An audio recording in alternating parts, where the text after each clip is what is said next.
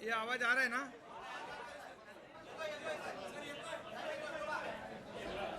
अरे गिरीश महाजन को गिरीश महाजन होते ना, गिरीश महाजन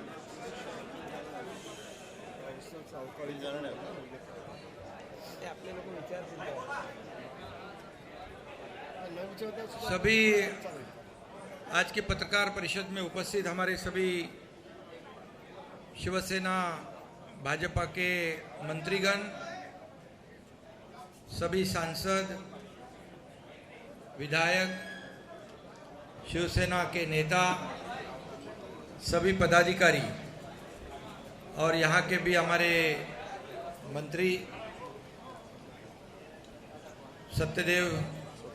स्वतंत्र देव सिंह जी, उनके सभी सहयोगी और सभी पार्टी के शिवसेना भाजपा के सभी वरिष्ठ नेता पदाधिकारी और बड़ी संख्या में उपस्थित पत्रकार मित्रों, मैं आपका स्वागत करता हूं और आपको धन्यवाद भी देना चाहता हूं क्योंकि आप 2 दिन से यहाँ पर लगातार ये अयोध्या में लखनऊ से लेके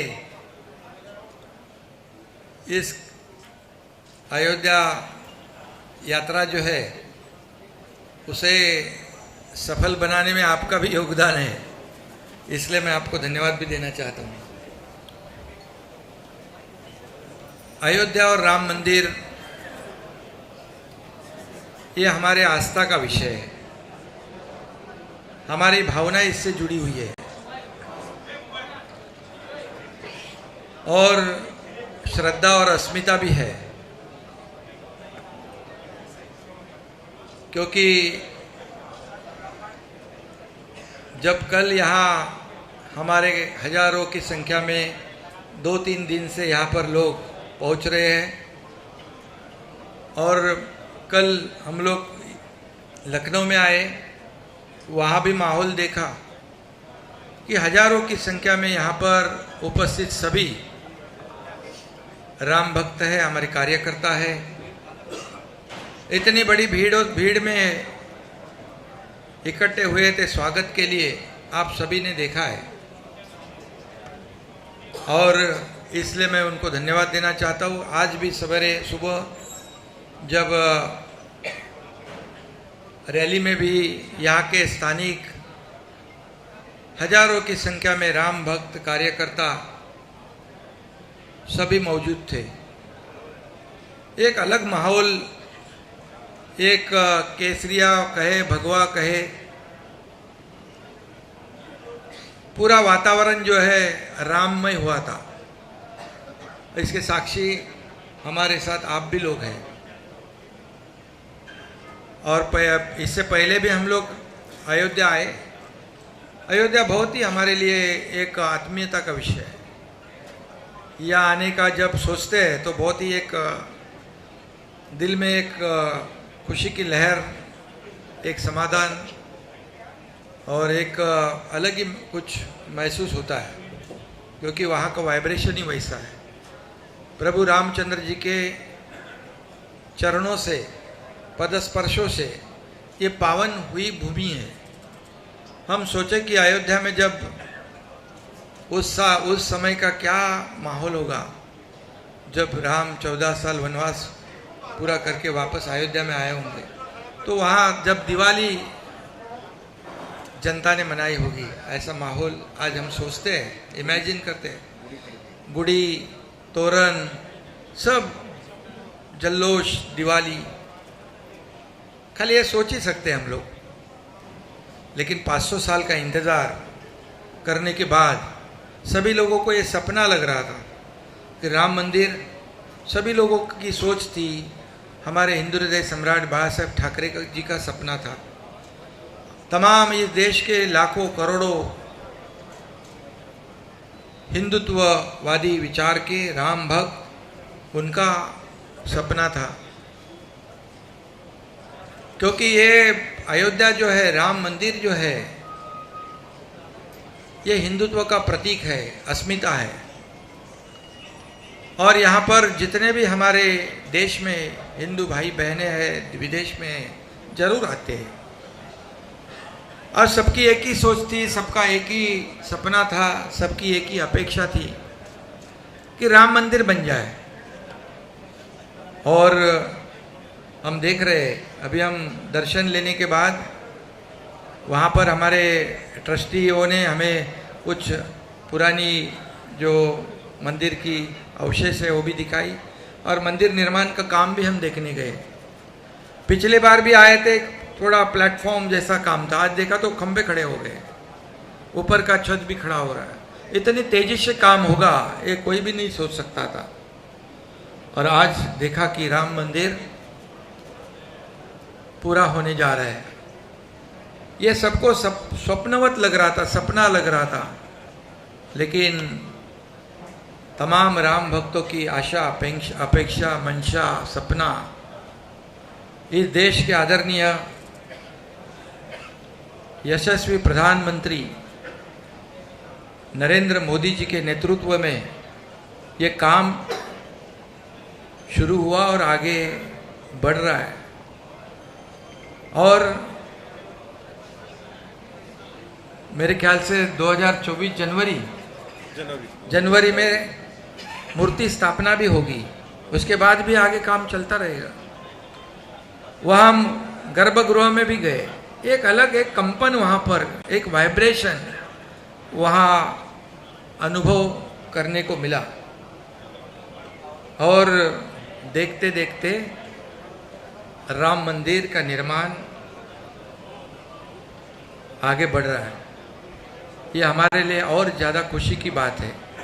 इस वक्त का दौरा जो है, इस वक्त ये राम मंदिर का निर्माण हो रहा है, इसमें मोदी जी के नेतृत्व में काम हो रहा है। हमारे यहाँ के लोकप्रिय मुख्यमंत्री योगी आदित्यनाथ जी इसमें पूरा सहयोग कर रहे हैं और उनकी निगरानी में, देखभाल में इसका निर्माण का काम शुरू है, मंदिर निर्माण का।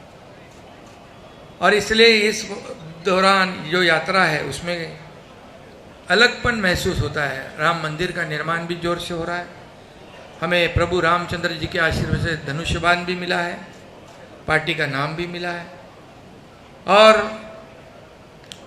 मुख्यमंत्री बनने के बाद पहली बार मैं पहले वक्त यहाँ पर प्रभु रामचंद्र जी का, रामलला का आशीर्वाद लेने पहुँचा। हमारे सभी सहयोगी साथी, नेता, मंत्रीगण, विधायक, कार्यकर्ता, ये बहुत ही आज का दिन मेरे जीवन में सबसे बड़ा सौभाग्य का दिन है।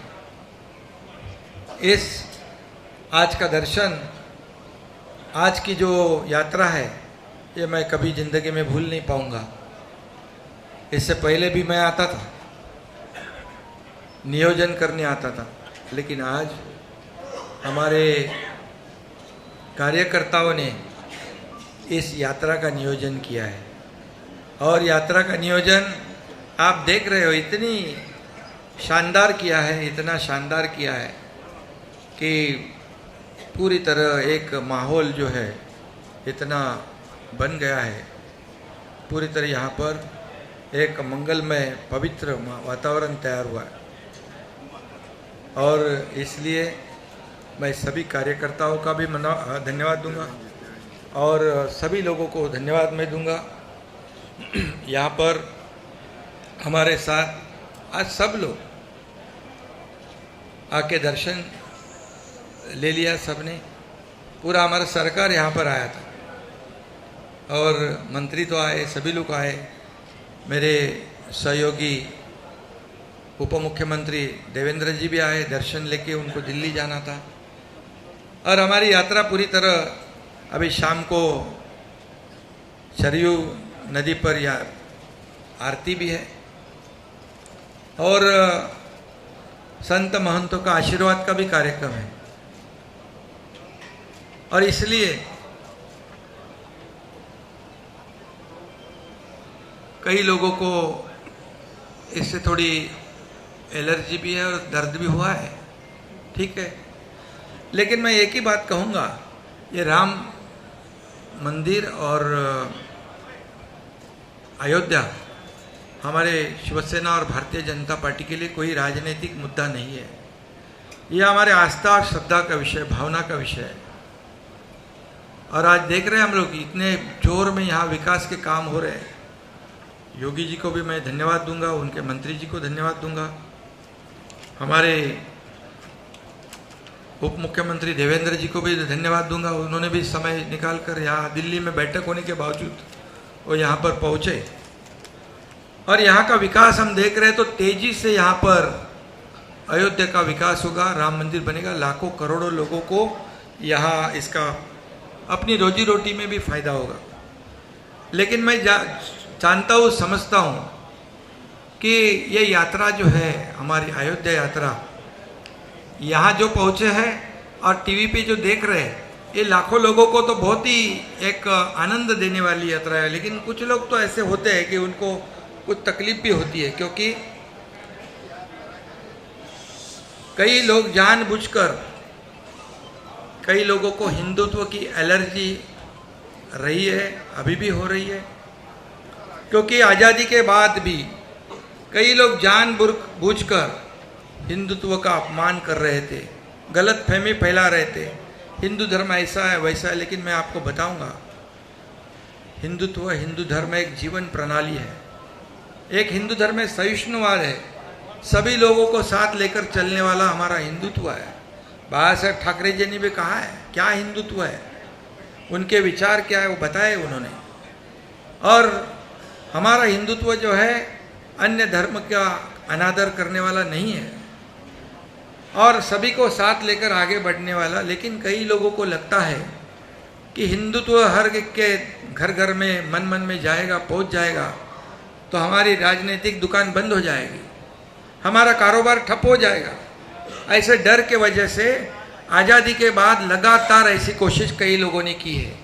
लेकिन मैं आपको बताऊंगा कि 2014 में जो हिंदुत्व विचार वाली सरकार आदरणीय मोदी जी के नेतृत्व में इस देश में स्थापित हुई, तब फिर हिंदुत्व का जागरण हुआ, मान सम्मान हुआ, अभिमान बढ़ गया। और इससे पहले हमारे हिंदू हृदय सम्राट बाबा साहेब ठाकरे जी ने जो अयोध्या के बारे में उनके विचार थे, सोच थी, उन्होंने कहा था कि गर्व से कहो हम हिंदू है। ये नारा बाबा साहेब ठाकरे जी ने दिया है और ये हर सब दुनिया जानती है। और ये जानबूझकर ये हमारे विचारों को, विचारधारा को, हमारी शिवसेना और भारतीय जनता पार्टी की विचारधारा एक है और जानबूझकर ऐसे मतभेद, गुमराह करने वाली बातें लोगों फैलाते हैं। लेकिन लोग अभी समझदार हैं और इसमें इसीलिए तो हमने जो 2019 में कई लोग कहते हैं, हमें क्या क्या बोलते हैं, आरोप लगाते हैं, लेकिन एक ही बात मैं कहूँगा कि जो 2019 में लोगों के दिमाग में, दिल में जो बात थी, जो हम लोगों का मैंडेट था, जनता का मैंडेट था, लोगों की अपेक्षा थी कि महाराष्ट्र में शिवसेना भारतीय जनता पार्टी की सरकार बने। क्योंकि साथ में चुनाव लड़े थे हम, लेकिन चुनाव लड़ने के बाद अपेक्षा लोगों की ये थी कि सरकार बनेगी भारतीय जनता पार्टी शिवसेना के साथ। लेकिन कुछ स्वार्थ और कुर्सी की लालच में यहाँ पर गलत कदम उठाया गया। लेकिन हम लोगों ने 8-9 महीने पहले उसको सुधार दिया। जो लोगों की अपेक्षा थी वो हमने वैसी सरकार स्थापित की। और इसीलिए तो आप जानते हो कि जहाँ जहाँ हम लोग जाते हैं लोगों का इतना बड़ा प्रतिसाद होता है, लोगों के चेहरे से दिख जाता है क्या है, उनके मन की बात जो थी, उनके दिल में जो था, वैसी सरकार हमने स्थापित की है। और हम खुलेआम यहाँ पर आज हमारी दोनों की विचारधारा को लेकर यहाँ पर अयोध्या में दर्शन के लिए आए हैं। और जो जानबूझ के जो कर रहे हैं उनको तो पहले तो कई लोग कहते थे कि पहले मंदिर फिर सरकार। आप सबको मालूम है, पहले मंदिर फिर सरकार। लेकिन जिन्होंने राम मंदिर का विरोध किया, बाबा साहब ठाकरे जी ने जिनको दूर रखा था हमेशा, उनके साथ सरकार तो बना दी। मंदिर तो वो मंदिर के लिए कुछ नहीं कर पाए, लेकिन मंदिर के करने के लिए मोदी जी सक्षम है। और उन्होंने मंदिर का निर्माण शुरू कर दिया। बाला साहब ठाकरे जी का सपना पूरा करने का काम मोदी जी ने किया है। पहले ये भी कहते थे कि मंदिर वही बनाएंगे, तारीख नहीं बनाएंगे, वो तारीख नहीं बताएंगे। क्यों? किसके ऊपर आरोप था आप समझते हो। लेकिन मोदी जी ने मंदिर भी बना दिया और तारीख भी बता दिया, तो झूठा कौन साबित हुआ। और इसलिए मैं इतना ही कहूँगा कि हम यहाँ से प्रेरणा और ऊर्जा लेकर, जैसे प्रभु रामचंद्र जी ने, देखो उस वक्त का आपको भी पता है, पिताजी को दिया हुआ न दिया हुआ वचन, मतलब किसी ने कहा वनवास आपको भोगना है, तो बिना कुछ कहे सुने क्यों क्या नहीं गए 14 साल वनवास। और दूसरी तरफ क्या हुआ आपको मालूम है, मुझे बताने की जरूरत नहीं है। जो लोगों को जबान दी थी, जो बाला साहब ठाकरे जी का जो अपने पिताजी की जो उनके जो मंशा थी, अपेक्षा थी, सपना था, हाँ, उसके खिलाफ जाकर सत्ता की लालच में क्या किया आप जानते हो। इसलिए मैं ज़्यादा कुछ कहूँगा नहीं, और आरोप लगाते जाओ, उसका जवाब हम काम से देंगे। काम शुरू हो चुका है, आप जानते हो। आपको खास करके मैं या उत्तर भारत के आप सभी पत्रकार भाइयों को कहता हूँ मैं कि पिछले 8-9 महीने में ऐसे निर्णय हम लोगों ने लिए हैं कि पिछले कई सालों में ऐसे निर्णय नहीं हुए थे। क्योंकि हमारी सरकार जनता की सरकार है, हमारी सरकार आम लोगों की है, हमारी सरकार किसानों की है, हमारी सरकार कामगारों की है, हमारी सरकार विद्यार्थी है, महिला है, सभी लोगों की सरकार है, गरीब जनता की सरकार है, रोज कमाता है रोज खाता है, उनकी सरकार है, सभी लोगों की सरकार है। और इसलिए हमारी सरकार जो काम कर रही है, आज मैं बताऊंगा कि कुछ लोग कहते थे कि यहाँ पर किसानों को नुकसान हो रहा है, बेमौसम बारिश हो रही है, नुकसान हो रहा है, और ये अयोध्या में चले गए। लेकिन आपको मैं बताऊंगा, मैं सुबह 7 बजे से मेरे चीफ सेक्रेटरी से लेके विभाग के सभी सेक्रेटरी, सभी कलेक्टर, जहाँ जहाँ नुकसान हुआ है उनसे लगातार संपर्क बनाए रखा। मैं कलेक्टर को खुद बोला है, स्पॉट विजिट करो, जाओ वहाँ पर, किसानों को जहाँ जहाँ नुकसान हुआ है वहाँ तुरंत जाओ और पंचनामे करो, कितना किसका नुकसान हुआ है। यह है मेरा काम। मैं ऑफिस में बैठ के या घर में बैठ के आदेश देने वाला मुख्यमंत्री नहीं, मैं फील्ड पर उतर के काम करने वाला मुख्यमंत्री है। आपके पत्रकार मुझे कल पूछ रहे थे, जब मैं ट्रेन में लोगों को विदा करने के लिए आया था, बोले एक मुख्यमंत्री ये अयोध्या में जाने वाले ट्रेन के कार्यकर्ताओं को विदा करने आया है। बोला हाँ, मैं ये ऐसा मुख्यमंत्री है कि ज़मीन से जुड़ा हुआ है, कार्यकर्ताओं की भावनाओं से जुड़ा हुआ है। मैं खाली आदेश देके एयर कंडीशन में बैठने वाला मुख्यमंत्री, घर में बैठने वाला नहीं।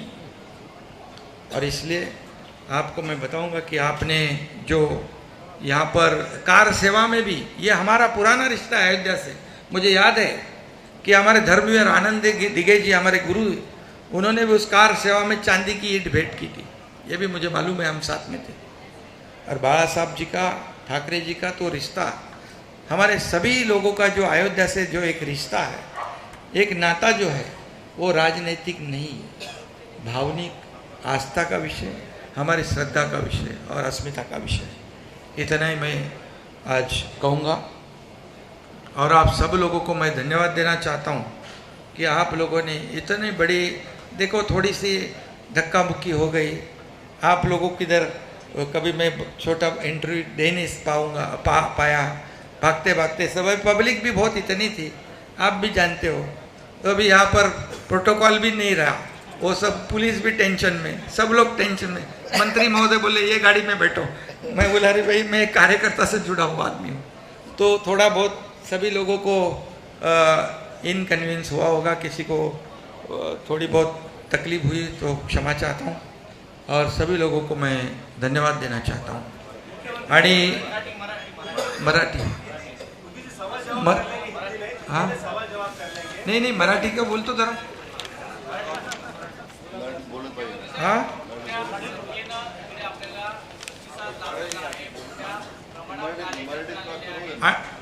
खरं म्हणजे मी सगळ्यांना मनापासून धन्यवाद देतो. कालपासून लखनौ विमानतळापासून जे भव्य दिव्य असं स्वागत या ठिकाणी उत्तर भारत आणि अयोध्येतल्या लोकांनी केलं त्याबद्दल मी सगळ्यांना मनापासून धन्यवाद यासाठी देतो की अतिशय भगवं माहोल भगवं वादळ या ठिकाणी पाहायला मिळालं. कार्यकर्त्यांमध्ये प्रचंड जोश होता, उत्साह होता, जल्लोष होता आणि भक्ती होती, श्रद्धा होती. यापूर्वी पण मी आलो, यापूर्वी मी नियोजन तयारी करायला यायचो, पण आज मला माझ्या कार्यकर्त्यांनी सगळ्या पदाधिकाऱ्यांनी एवढा प्रचंड माहोल इकडे तयार झाला. लोक आले, अयोध्येतले लोक, लखनौमधले लोक, मंत्रीजी स्वतः, योगीजी माझ्याशी स्वतः बोलले, त्यांनी सगळं नियोजन केलं. या सगळ्यांना मी मनापासून धन्यवाद देतो. अयोध्या आणि राम मंदिर हे आमच्यासाठी राजनैतिक मुद्दा नाही, राजकीय मुद्दा नाही. हा बाळासाहेबांपासूनचा तमाम लाखो करोडो देशवासियांसाठी, राम भक्तांसाठी अस्मितेचा मुद्दा आहे, श्रद्धेचा मुद्दा आहे. आणि हे राम मंदिर आणि अयोध्या हिंदुत्वाचं प्रतीक आहे. आणि म्हणून या ठिकाणी आम्ही यावेळेस आलो आहे. यावेळचं वेगळेपण काय? यावेळचं वेगळेपण म्हणजे आम्ही प्रभू रामचंद्राच्या आशीर्वादाने या ठिकाणी धनुष्यबाण मिळाला, नाव मिळालं, मुख्यमंत्री पद मिळाल्यानंतर पहिल्यांदा मी या ठिकाणी आलो आहे. त्याचा मला आनंद आहे आणि अभिमान देखील आहे आणि समाधान देखील आहे. सगळ्या हजारो राम भक्तांना मी मनापासून धन्यवाद देतो. त्यांनी उत्स्फूर्त स्वागत केलं. पत्रकारांना देखील मनापासून धन्यवाद देतो की आपणही मेहनत सगळी घेतली आणि राम मंदिर निर्माणचं जे काम इथे सुरू आहे ते पाहून तर म्हणजे कोणी विश्वास ठेवू शकत नाही की इतक्या वेगाने स्पीडने या मंदिराचं काम सुरू आहे. हजारो लाखो करोडो लोकांच्या मनात स्वप्न होतं, इच्छा होती या अयोध्येमध्ये भव्य दिव्य राम मंदिर झालं पाहिजे. बाळासाहेबांचं स्वप्न होतं, आमच्या हिंदुहृदय सम्राट बाळासाहेबांचं, की अयोध्येत राम मंदिर व्हावं, 370 कलम हटावं. मला ते म्हणायचे एक दिवस मला प्रधानमंत्री बनवा, इस देश का एक दिन प्रधानमंत्री बनाओ, मैं राम मंदिर बनाऊंगा और कश्मीर में 370 धारा हटाऊंगा. ये बाळासाहेब ठाकरेजी ने कहा था. हे त्यांनी सांगितलं होतं. आणि म्हणून या ठिकाणी आज ते स्वप्न पूर्ण होतंय आणि हे पूर्ण स्वप्न करण्याचं काम या देशाचे आदरणीय प्रधानमंत्री मोदी साहेब करतायत.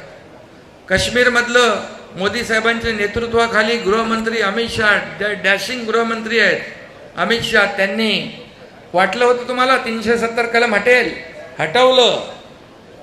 आणि म्हणूनच आम्ही जे आमची विचारधारा आहे, विचारधारेबरोबर आम्ही सरकार स्थापन केलं आहे. या राम मंदिरामध्ये मोदीजींच्या नेतृत्वाखाली या राज्याचे मुख्यमंत्री योगी आदित्यनाथजी प्रचंड काम करतायत, मेहनत करतायत आणि म्हणून राम मंदिर पुढे जात आहे. आज आमचे सगळे लोक म्हणजे माझ्यासोबत सगळे मंत्री, खासदार, आमदार, नेते सगळे आले. या राज्याचे उपमुख्यमंत्री देवेंद्र फडणवीस साहेब आले, त्यांना बैठक होती दिल्लीत, पण तरीसुद्धा रामलल्लाचं दर्शन घेतलं त्यांनी आणि तात्काळ ते गेले. हे सगळं जे कशासाठी एक विचार, एक वैचारिक भावना आहे, श्रद्धा आहे. आणि म्हणून आजची जी यात्रा आहे, राम मंदिराचं काम पाहिल्यानंतर समाधान वाटलं की, आणि काही लोक जाणीवपूर्वक पोटदुखी होते, त्यांना त्रास होतो, पण आमचे विचार ते विचार आम्ही खुल्या विचारधारा पुढे नेणारे लोक आहोत. बाळासाहेबांची विचारधारा, हिंदुत्वाची भूमिका पुढे नेणारं सरकार आम्ही स्थापन केलं आहे आणि मग आम्ही खुल्याआम आलेलो आहे. इथे काही आम्हाला कोणाचा आड पडतात नाही. मगाशी म्हटल्याप्रमाणे तुम्हाला मी सांगतो परत एकदा, मंदिर वही बनाएंगे काय काय आहे ते, सरकार पहिले का मंदिर पहिले, त्याच्यामध्ये मी जात नाही. पण आजची जी अयोध्या यात्रा आहे ही माझ्यासाठी फार, माझ्या आयुष्यातला हा दिवस जो आहे हा सगळ्यात परमोच्च आनंदाचा क्षण आहे. हा मी कधीही विसरू शकत नाही. कारण मुख्यमंत्री झाल्यानंतर पहिल्यांदा ही अयोध्या यात्रा आहे. धनुष्यबाण मिळाल्यानंतर आणि समोर येताना राम मंदिराचं काम सुरू आहे. उत्स्फूर्त असं प्रतिसाद या ठिकाणी मिळतोय आणि म्हणून मी आपल्या सगळ्यांना मनापासून धन्यवाद देईन. काही लोकांना मगाशी मी हिंदीत सांगितलं, पुन्हा मी सांगत नाही, हिंदुत्वाची ॲलर्जी आणि हिंदुत्वाला बदनाम करण्याचं काम काही लोक करतायत. आज सावरकरांचा अपमान करतायत, काही लोक मुद्दामून करतायत. त्यांना सावरकरांचा अपमान करण्याबरोबर हिंदुत्वाची ॲलर्जी आहे. हिंदुत्व जर सगळ्यांच्या घराघरात पोचलं तर कायमस्वरूपी त्यांचं दुकान बंद होईल. आणि म्हणून ते बंद तर होणारच आहे, कारण 400वरून 40वर आले. ज्यांनी मोदींवर आरोप केले, मोदीजींवर ज्यांनी आरोप केले त्यांची परिस्थिती काय झाली माहीत आहे. आता या ठिकाणी लोकशाहीमध्ये आपल्या देशाची जाऊन बदनामी बाहेरच्या देशात काही लोक करतायत, मुद्दामून जाणीवपूर्वक. हा खऱ्या अर्थाने एक प्रकारचा देशद्रोह आहे. आपण आपल्या घरामध्ये काही भांडू शकतो, तंडू शकतो, पण आपल्या देशाची बदनामी बाहेर जाऊन करणं हे कुठली लोकशाही. आणि म्हणून याचा विचार पूर्ण जनता करते. मी पुन्हा एकदा सांगतो की या देशाची अर्थव्यवस्था एवढ्या उंचावर नेण्याचं काम कोणी केलं? या देशाची अर्थव्यवस्था 11 नंबरवरून 5व्या नंबरवर आणली. या देशाचा डंका जगभर वाजवण्याचं काम, या देशाचं नाव जगात रोशन करण्याचं काम कोणी केलं हेही आपण पाहतोय. आणि म्हणून जनता सुज्ञ आहे. या ठिकाणी त्यांना योग्य उत्तर, योग्य धडा नक्की मिळेल. आम्ही आमचं काम करत राहू आणि आम्ही आमचे जे बाळासाहेबांचे विचार, हिंदुत्वाचे विचार जे आहेत हे पुढे नेण्याचं काम आम्ही करत राहू.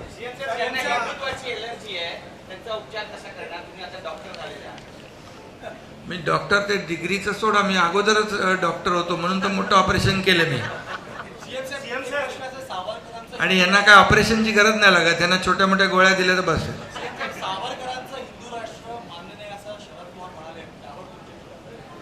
बघा आता पवारसाहेब मोठे नेते आहेत, परंतु सावरकर आमच्यासाठी हिंदू नेता नाही, आमचं ते दैवत आहे, राज्याचं आणि देशाचं दैवत आहे. त्यांचा अपमान ज्यांनी केला त्यांच्या विरोधामध्ये सावरकर गौरव यात्रा सुरू झाली आहे. त्यांना जनता धडा शिकवणार आहे.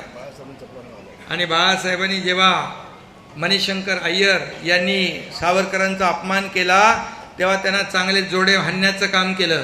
पण आताचे कोण जे वारस म्हणतायत त्यांनी काय केलं? मूग गिळून गप्प बसले. साधा अधिवेशनामध्ये सावरकरांचा अभिनंदनाचा प्रस्ताव देखील आणू शकले नाही. हे दुर्दैव आहे महाराष्ट्राचं. त्यांच्या मांडीला मांडी लावून बसतात, त्यांच्या गळ्यात गळा घालतायत, त्यांच्या यात्रेत जोडू यात्रे का तोडू यात्रेत जात आहेत. हे कुठलं हिंदुत्व आहे? आम्ही हे सहन करणार नाही. सहन करणार म्हणजे काय करणार? त्यांचा निषेध तरी करण्याची हिंमत आहे का? धाडस आहे का? दाखवा.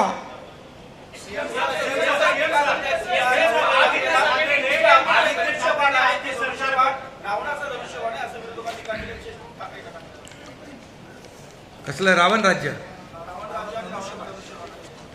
अरे जर हा रामाचा अपमान आहे म्हणजे प्रभू धनुष्यबाण कुणाचं आहे? प्रभू रामचंद्राचं. बरोबर आहे, प्रभू रामचंद्र जी का धनुष्यबाण है ना, तो ये उनका अपमान है. आणि म्हणून रावण राज्य जे म्हणतात त्यांना मी सांगू इच्छितो, जेव्हा पालघरमध्ये साधू हत्याकांड झालं, मॉब लिंचिंग, त्यावेळेस कुणाचं सरकार होतं? एक नेव्हल ऑफिसरला मारलं तेव्हा कुणाचं सरकार होतं? त्याचबरोबर राम भक्त हनुमान 40 वाचायला तो रवी राणा आणि नवनीत राणा वाचायला गेला, त्याला 14 दिवस देशद्रोहाचं कलम लावून जेलमध्ये टाकलं, तेव्हा कोणाचं सरकार होतं? ज्या दाऊद इब्राहिमने बॉम्बस्फोट केले आणि त्याच्याशी ज्याचा संबंध स्थापित झाला त्याचा तुम्ही राजीनामा नाही मागू शकले. तो कुठला याकूब मेमन बॉम्बस्फोट केले मुंबईत, त्याच्या कबरीचं उदात्तीकरण कोणी केलं? तेव्हा कुणाचं सरकार होतं? तुमच्याच पत्रकार लोकांना जेलमध्ये मारलं, टाकलं, ते माहित आहे ना, लक्षात आहे ना तुमच्या? फक्त विरोधात बोलले म्हणून धरून आणलं, जेलमध्ये ठुसलं आणि काय काय केलं? औरंगजेबाच्या कबरीवर फुलं वाहिली. काय? कुणाचं रावण राज्य? कुणाचं? आमचं का त्यांचं? आता परवाच्या दिवशी पालघरमध्ये 2 साधूचे हत्याकांड आपल्या लोकांनी वाचवले. जर आपलं सरकार नसतं ते साधू देखील जीव गमावला असता त्यांनी. बाकी तर तुम्हाला सगळं माहित आहे, कुठे कुठे अतिक्रमण होतं, प्रतापगडापासून सगळं.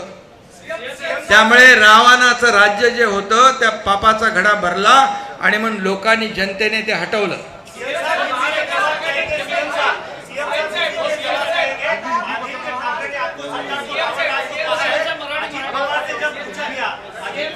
अरे भैया तुम आप लोग यहाँ महाराष्ट्र से आए हो, इधर जरा उनको भी पूछने दो, ऐसे क्या कर रहे हैं? वो बोले कि हमारे ऊपर अन्याय हो रहा है, ये महाराष्ट्र का मुख्यमंत्री है करके इनको ये बोल रहा है। सीएम साहब, तो कहा है जब अजीत पवार से पूछा गया आपके दौरे के बारे में, तो अजीत पवार ने अरे भैया उसका जन्म जब नहीं हुआ था तब से मैं काम कर रहा हूँ, उसके बारे में क्या बोलूँ मैं? और अजीत पवार जी को क्या बोलूँ? या फालतूगिरी लगती है उसको? अरे अजीत पवार विरोधी पक्ष के नेता है और उप मुख्यमंत्री रह चुके अजीत पवार, उनको मेरा इतना ही कहना है, अयोध्या यात्रा जो है, ये अयोध्या जो है, राम मंदिर जो है, लाखों करोड़ों हिंदुओं और राम भक्तों की अस्मिता है, ये श्रद्धा है। उसको अगर आप फालतूगिरी कहते हो तो ये राम भक्त आपको बराबर जगह दिखाएंगे।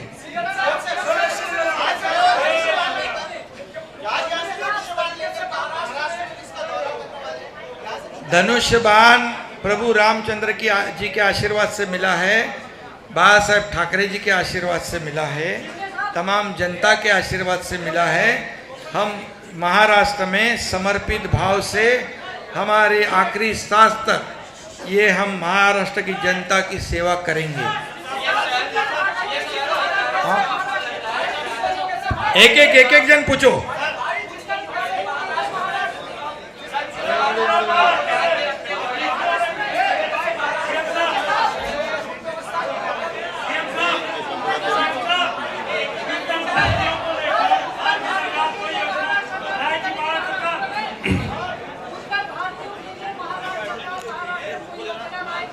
अरे भैया उत्तर भारतीय और महाराष्ट्र अभी अलग नहीं है, वो हमारे साथ में खड़े पूरे कंधे से कंधा मिलाकर। सुनिए एक मिनट जवाब तो सुन लीजिए। अभी जो वहाँ पर जो उत्तर भारतीय रहते हैं, जो महाराष्ट्र मराठी लोगों को जो सहूलियत मिलती है, वो जो कई सालों से वहाँ उत्तर भारतीय भी रहते हैं, सभी समाज के रहते हैं, वो सब हमारे मुंबई वासी हो गए, महाराष्ट्र वासी हो गए, उनको वो सब मिल रहा है।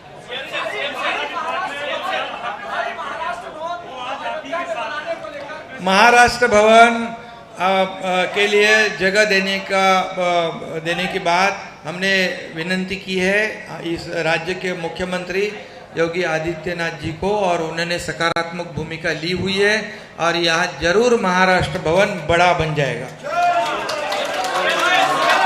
और ये भी कहूंगा कि हिंदू हृदय सम्राट बाबा साहेब ठाकरे महाराष्ट्र भवन ऐसा बन जाएगा।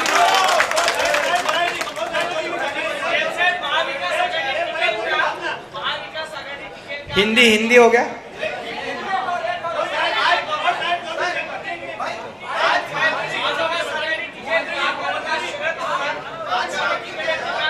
हाँ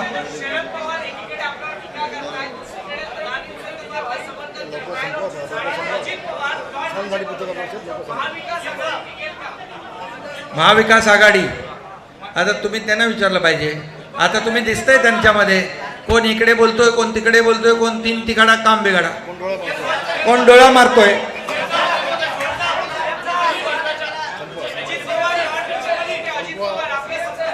त्यांना ॲलर्जी झाली होती, ऍसिडिटी। हाँ हिंदी हाँ बस।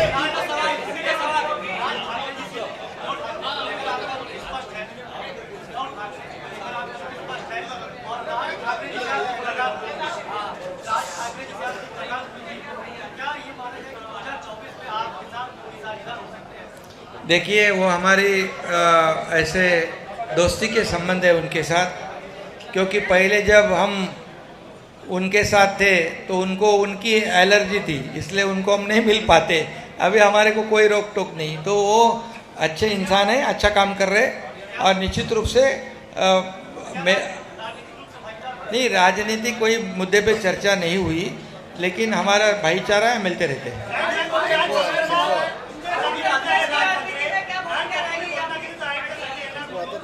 हाँ हमारे पार्टी की भूमिका स्पष्ट है, हमारी शिवसेना भाजपा की अलायंस है और हमारी विचारधारा एक है, हिंदुत्व की विचारधारा है। और राम लल्ला के दर्शन के लिए हम लोग जब आए हैं, यहाँ से ऊर्जा प्रेरणा लेकर जाएंगे, हमारे महाराष्ट्र में सुजलाम सुफलाम करेंगे, लोगों की समर्पित भावना से सेवा करेंगे और 2024 में शिवसेना भारतीय जनता पार्टी का भगवा महाराष्ट्र पे पूरे बहुमत से लहराएगा। ओके, धन्यवाद। धन्यवाद। हाँ?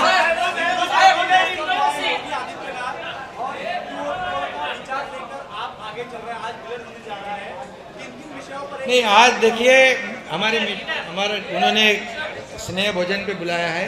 आज मैं देख रहा हूँ, खुशी है मुझे कि पहले का उत्तर प्रदेश और अभी का उत्तर प्रदेश जमीन आसमान का फर्क था। मेरे साथ मंत्री जी कल गाड़ी में थे, कितने बड़े रास्ते हो गए, कितनी बड़ी रोशनाई हो रही है, इंडस्ट्री यहाँ पर आ रही है, डेवलपमेंट हो रही है, गुंडागर्दी खत्म कर दी है। क्या उनको बोलते हैं?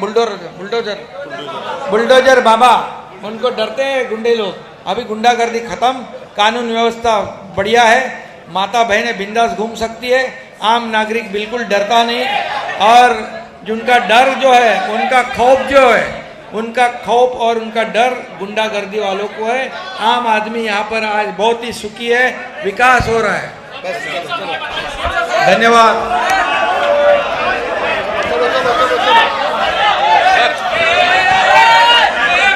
जय श्री राम। जगद्गुरु परमहंस आचार्य पीठाधीश्वर तपस्वी छामनी